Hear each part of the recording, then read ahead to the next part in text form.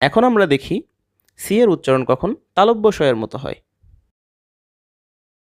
লক্ষ্য করুন, যখন সি এর পরে ই এ বা A L, I A N, I A L অথবা আই ও ইউএস ইত্যাদি সাফিক্স যুক্ত থাকে তখন সি এর উচ্চারণ তালব্য স-এর মতো হবে।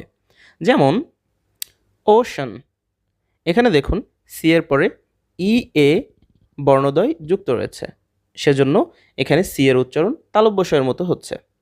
ওশান এর অর্থ মহাসাগর। দ্বিতীয় উদাহরণটি দেখুন, এখানে সি এর পরে এ এল বর্ণদ্বয় যুক্ত রয়েছে, সুতরাং এটার উচ্চারণ হচ্ছে সোশ্যাল। তৃতীয় উদাহরণ প্রেশিয়াস। চতুর্থ উদাহরণ বিউটিশিয়ান, এখানে সি এর পরে আই এ এন সাফিক্স যুক্ত রয়েছে। এবং শেষ উদাহরণ দেখুন প্রভিন্সিয়াল। প্রভিন্সিয়াল অর্থ প্রাদেশিক।